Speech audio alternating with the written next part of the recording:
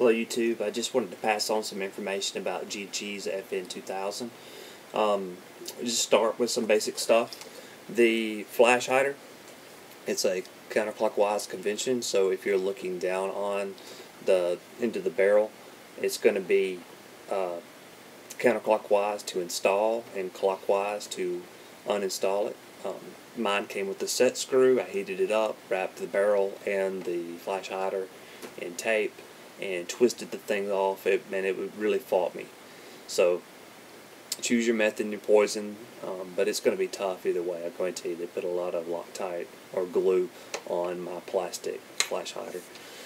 Some other things, the strap, you have to buy a FN strap, actual real steel strap. What I did instead, get creative in how you want to do it. I'll show you what I did. I went and bought a bag at the thrift store and got creative, and this thing is great. It's been through about 4 games and it's held up wonderful. So get creative and make your own. I would say instead of spending $50-$55 to get one of those to your house, you can make it happen yourself. Something else, I don't really like the iron sights a whole lot. They do okay, but I went ahead and upgraded that. When you're going to take the gearbox out, I've got a couple of suggestions for you. Loosen up some of the screws. Don't worry about these by the mag well here. Just loosen up some of the screws around the gun just a little bit. And what I did is I reached in here and pushed back while I pulled with the other hand out of the back of the gearbox. Out of the back of the stock. That helped a lot. Something else that I'll recommend, I just found this on the web, that people had problems with their gearbox actually backing out when firing. And they took cardboard and put back here. I didn't do that. Just put some tape, cut the hole out of the back, and just to keep that from happening out there on the field. So, some quick tips there. Let's talk a little bit about the gearbox now. Trying to keep this short and sweet. I love the gearbox. It sounded great, super smooth, 30,000 rounds through it. So take all that into consideration when you listen to some of my comments here.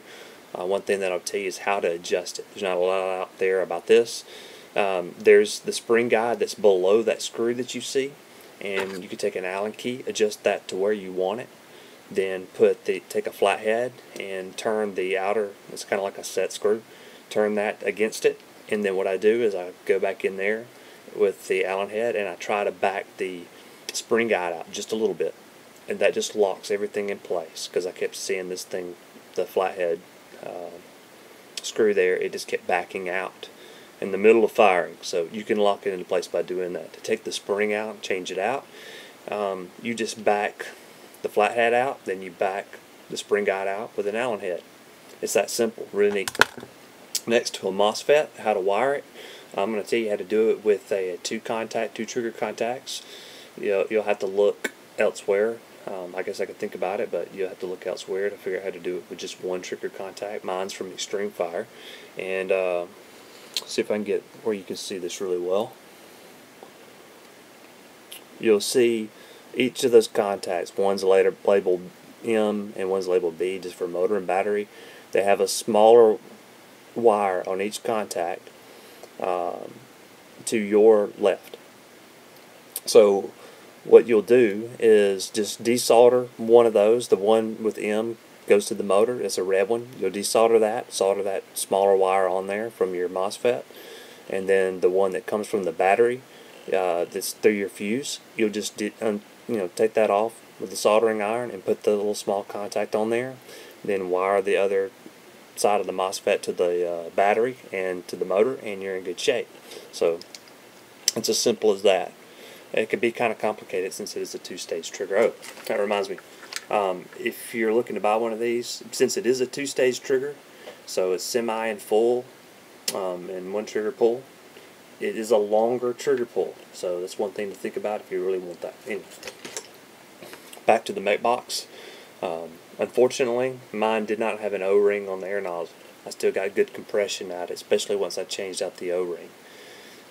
There's really nice compression there. And I'm going to replace that. They have them on G&G's website. It's the same one that goes to their M14 and to their up-and-coming P90 that they're coming out with. So something to keep in mind there. You may want to upgrade that. The gearbox was just super quiet.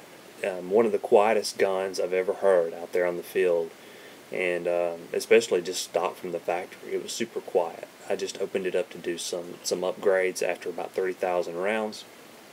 Unfortunately, I'm really glad I did, because I found out that my spur gear was warped.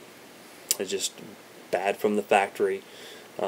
Just a bad luck of the draw. I hope that's not a common issue.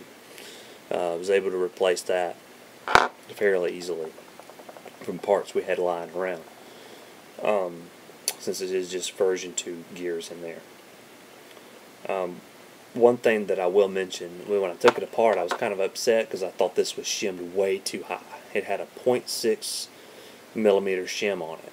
So I go in and I shim the gearbox really low. Like conventionally, you start with the spur gear and you start low and work your way up to the other gears. Well, when I did that and put it all together, I found out I had to back my motor almost all the way out in order to get it to quit whining. So, at least with mine, I think it might be with yours, you're going to have to shim from the bevel gear, which is it's a lot more painful to do. But I will tell you this, oddly enough, when I started with the bevel gear, got it adjusted to the motor properly, and went to the spur gear, lo and behold, I put a 0.6 shim on the bottom of the gear. So there you have it. G&G kind of knew what they were doing. The one bad thing about that is that since it was shimmed kind of high, it was rubbing against the tappet plate, which is common sometimes, and rubbing some plastic off the side. Obviously, it had quit at some point, and so hopefully when I put that tappet plate back in, there's no issue, because as we know, these parts aren't readily available in the States at the moment. You would have to email G&G directly to maybe get something there. See if there's anything else that I wanted to tell you about. I guess that's pretty much it. I hope that's some good information for you. And maybe if I think of anything else, or maybe next time I open this gun up and work on it, I'll do a video of that so that you'll have a good guide on how to get in and out of the Mac box itself. Alright, well, that's it, YouTube.